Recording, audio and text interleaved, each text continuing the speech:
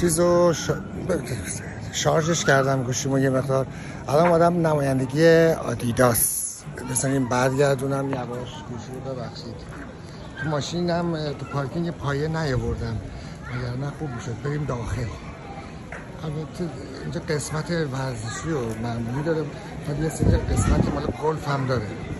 ببینید نمایندگی آدیداس بچه‌های ایران هم که همه آدیداس بازن دیگه.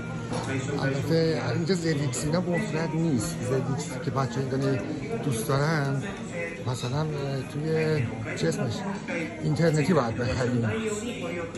قیمتاش متفاوته، از $100 داره تا $500. اینا آدیداسه.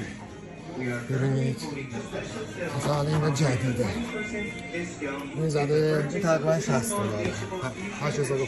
یعنی هر کمتر هر 115,000 ین میشه $100 تقریبا. ببینید حتی این که پای خودمه از اینجا نگرفتم. این ZX هم یه مدل دیگه است گرفتم ببخشید. ببینید بعد قفص هست دیگه، بیا اینجا آروم بگیرم. ببینید انواع اقسام آدیداس. این مثلا نزدیک $80-90 دیگه گرونه. این مثلا بالای $100 17,000 خورده ای. باید کجاییه زده؟ چین، تازه چینه، مال 2024. این فروشنده هاست. کنی چی بابا؟ تو ویدیو تو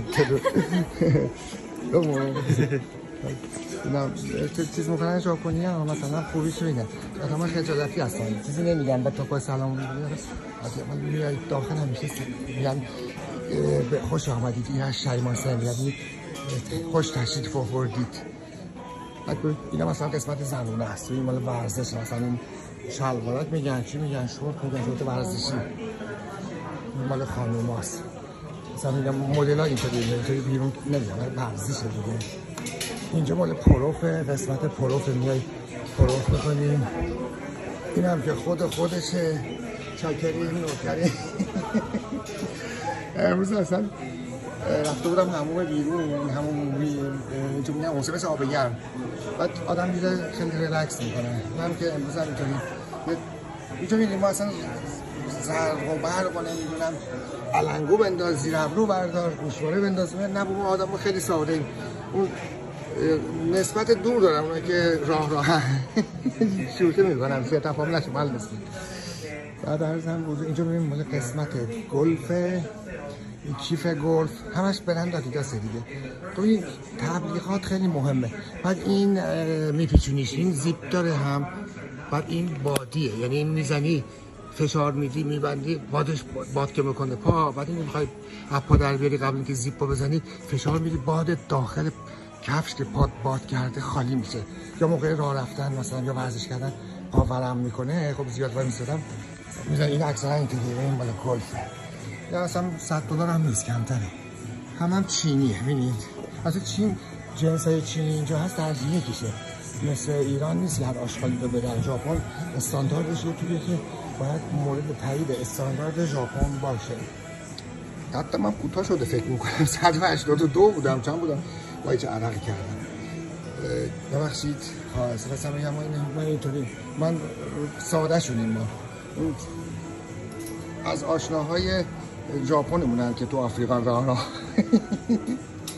شوخی دارم میکنم، یه کسی سوء تفاهم بی احترامی نشه، به همه احترام میذارم. من اگه هم شوخی بکنم نسبت به خودم میگم، بله نسبت تمام شما عزیزان. من به هر حال یه آدم چی بگم وطن‌گریز نمیشه گفت، ما غربت نشین. ببینید ژاپنیا چه ساده میگردن، مثلا دخترای ایرانی میخوان بیان بیرون، من تو اینطور میبینم مثلا اعصابم خورد میشه. اینا چیه؟ خود قیافه‌شون چی میشه؟ دماغ عملی این چه ساده اصلا رایش نمیکنن. این خیلی چجوری بشه یه کوچولو یه بر ابرو. ببینید اصلا مهم نیست، لباس راحتی میان اصلا مهم نیست، کاری ندارن، چون خیانت ندارن، دورو نیستن. مثلا با یارو میگه فروشنده صحبت ما گرم میگه، بعد مثلا میگه میتونیم دوستی معمولی بشیم، بیا به شوهرم معرفی کنم، شوهرم مثلا میگه مشکل نره. خیانت خیلی کمه مثلا زیر چیز کنن، چون زن و مرد کار میکنن برابر. مثلا من میبینم تو اینترنت تو چیز به اینستا میبینم دخترای ایرانی چیز میکنن